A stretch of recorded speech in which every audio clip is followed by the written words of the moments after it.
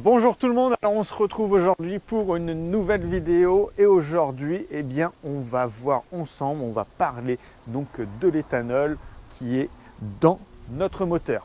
C'est parti.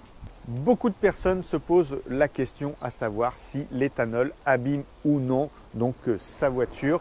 On va essayer de répondre à ça et pour ça on va voir 5 points très importants qui va être qu'il faut connaître, qu'il faut être conscient quand on utilise donc de l'éthanol dans sa voiture ou qu'on souhaite utiliser de l'éthanol dans sa voiture. La première des choses que beaucoup de gens se posent, c'est savoir si l'éthanol est corrosif et est-ce que ça abîme donc le moteur, est-ce que ça abîme toutes mes durites. Alors oui, l'éthanol est corrosif mais pas plus que le sans-plomb. Alors pour ça, j'ai réalisé une petite expérience.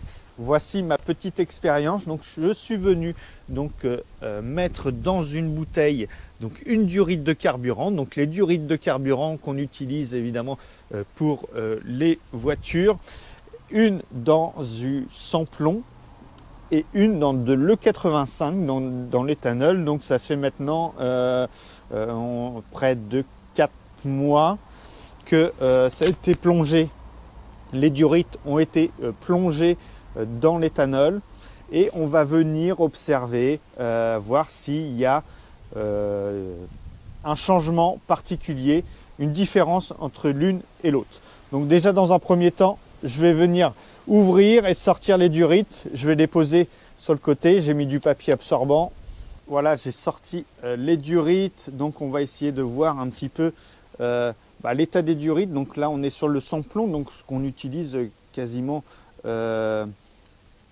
au quotidien. Donc on peut voir que il y a un petit peu de je ne sais pas si on va bien voir à l'écran, mais on sent que ça travaille, ça agresse, hein, parce que là j'aurais dû prendre une durite neuve pour qu'on compare.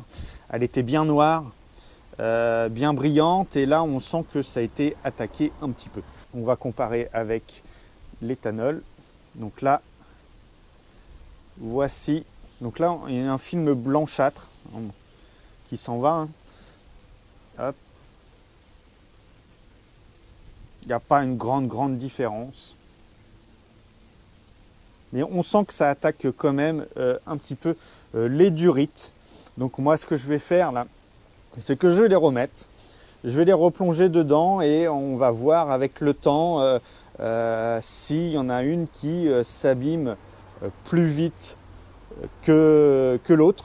Voilà, et je mettrai en description de la vidéo l'évolution un petit peu de ces durites pour qu'on se rende compte réellement de ce que fait l'éthanol et le sans-plomb sur nos durites. Et après, on imagine sur tous les joints qui sont dans le moteur, etc. Allez, on passe à la suite. Ça y est, donc on a fini donc notre petite expérience. Donc je reviendrai dessus dans les descriptions de la vidéo régulièrement pour voir un petit peu l'évolution. Donc l'éthanol n'est pas plus corrosif que le sans-plomb. Par contre, ce qui peut être corrosif pour l'éthanol, donc ça va faire le deuxième sujet, le deuxième point, c'est le taux d'humidité qu'on va retrouver dans l'éthanol qui peut être très corrosif. Alors je rappelle que l'éthanol c'est majoritairement donc de l'alcool. Et l'alcool ça a la fâcheuse tendance à s'évaporer. Donc en s'évaporant, eh bien, dans le réservoir ça va créer de la condensation et cette condensation va redescendre pour venir se mélanger à l'éthanol. Donc cet éthanol va se gorger d'humidité et avoir un taux d'humidité supérieur à la normale. Donc il faut savoir aussi que l'eau est attirée par l'éthanol, donc ce qui arrange rien du tout. Petite parenthèse, alors quand on utilise de l'éthanol, généralement on préconise aux automobilistes de toujours avoir le plein, justement pour éviter cette condensation. Comme ça, il n'y a pas d'espace pour que l'alcool puisse s'évaporer. Donc voilà, donc là on a un éthanol qui est chargé en taux d'humidité supérieur à la normale et on va quand même le rouler avec cet éthanol qui est dans le réservoir.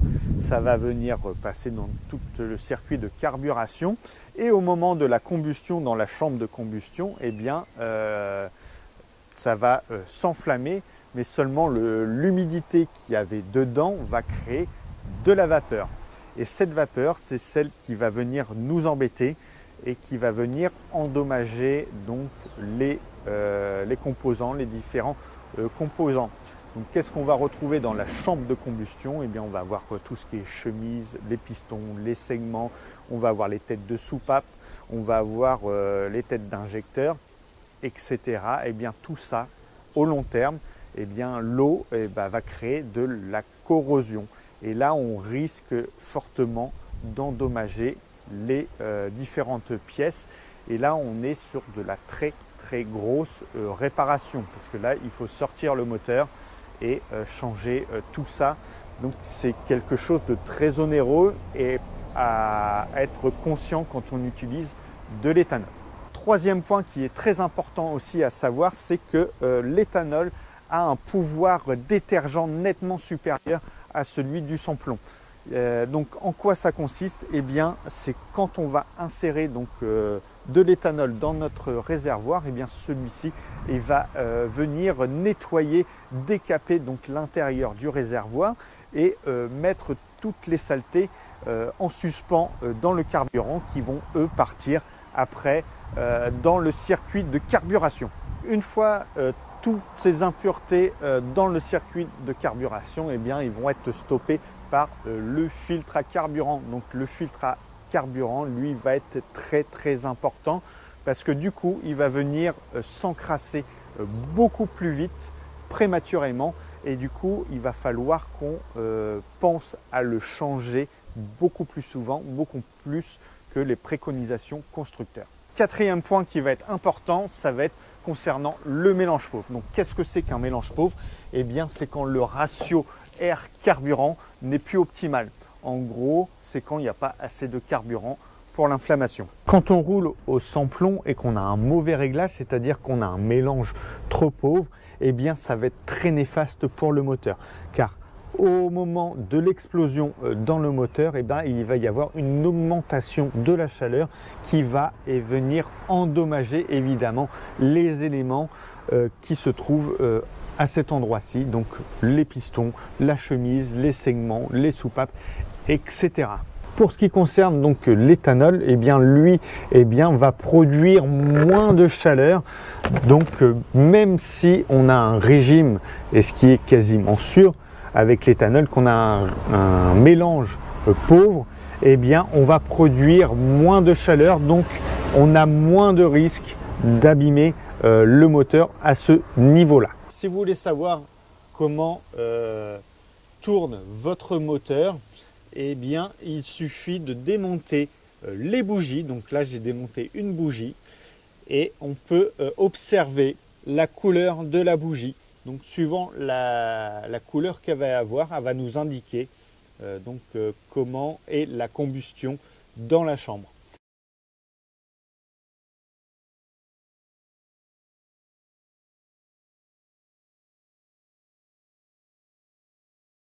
Donc voilà, plus elle va être blanchâtre et plus c'est synonyme de mélange pauvre.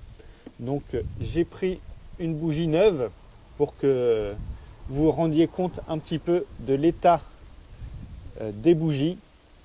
Donc voilà. Cinquième et dernière chose à connaître quand on roule à l'éthanol, eh bien il faut savoir que l'éthanol est peu, voire pas du tout lubrifié, contrairement au sans-plomb. Donc quand on roule avec du sans-plomb, eh bien le carburant va circuler jusqu'au système d'injection et va venir graisser tout le système de l'injection, y compris les injecteurs, tandis que l'éthanol, pas du tout. Si les pièces ne sont pas lubrifiées, eh bien, il va y avoir de la friction. S'il y a de la friction, il va y avoir une usure prématurée de tout le système d'injection.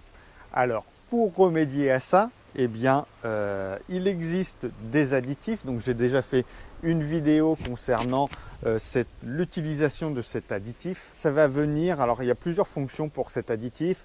Il va venir donc apporter ce manque de matière grasse dans l'éthanol pour venir lubrifier tout le système d'injection, et il a une faculté, c'est qu'il va dissiper l'eau qu'il y a dans le carburant, comme ce qu'on a vu tout à l'heure. Ça y est, donc on arrive au bout. On a vu les 5 choses qu'il fallait absolument connaître quand on roule ou qu'on veut rouler à l'éthanol. Donc voilà, si vous avez d'autres choses que vous connaissez, n'hésitez pas à partager dans la description. Ça aide tout le monde,